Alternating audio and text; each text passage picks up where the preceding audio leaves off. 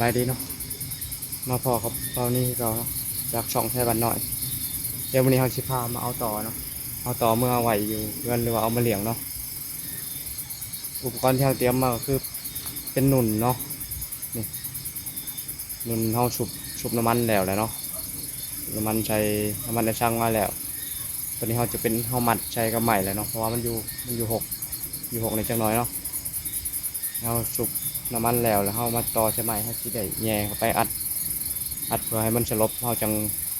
ได้ตัดเอาเนาะเดี๋ยวเรามาเบิ่งตอนเราอัดกันเลยเนาะเดี๋ยวเรามาอัดเลยเนาะทีเลยใหม่เข้าไปอัดโฮมด้วย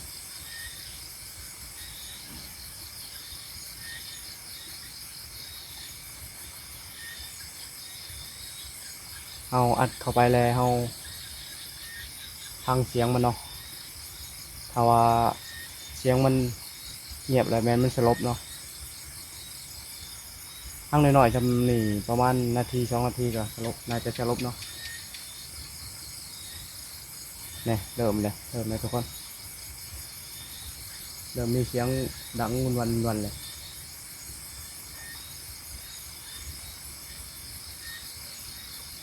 แต่เสียงมันเงียบเลยแมนเฮา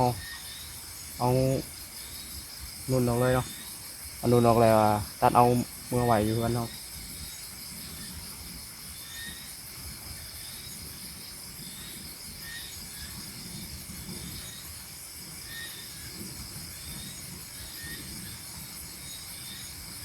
ง่ายๆเนาะวิธีเอาเนาะโอ้ยอะ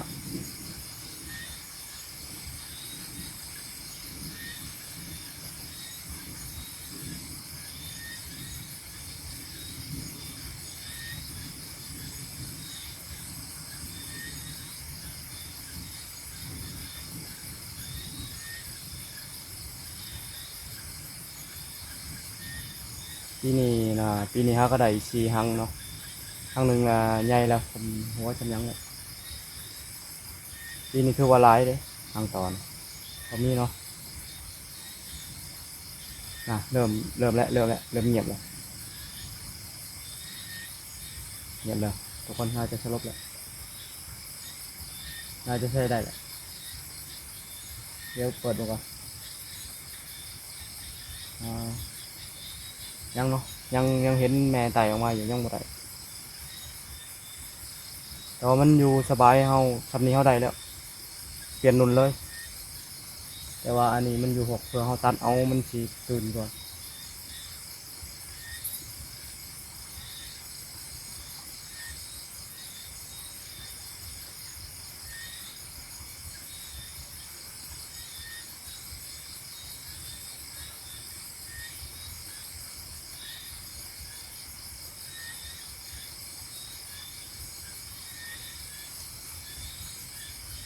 ได้เลยทุกคน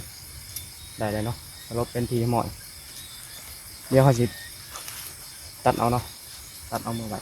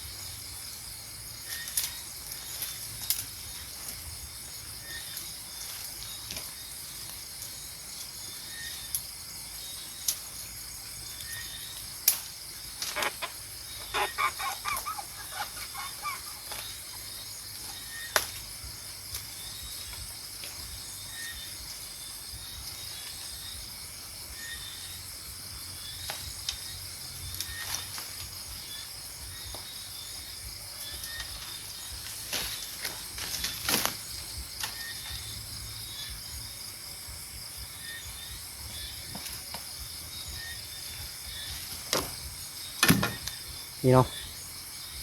ได้แล้วเนาะทุกคนเนาะง่ายๆเนาะถ้าให้เบิ่งคลิปนี้จบนี่ถือว่าเฮ็ดได้เลยผู้ที่ยังบ่เคยเฮ็ดเนาะสำหรับผู้ที่บ่เคยเฮ็ด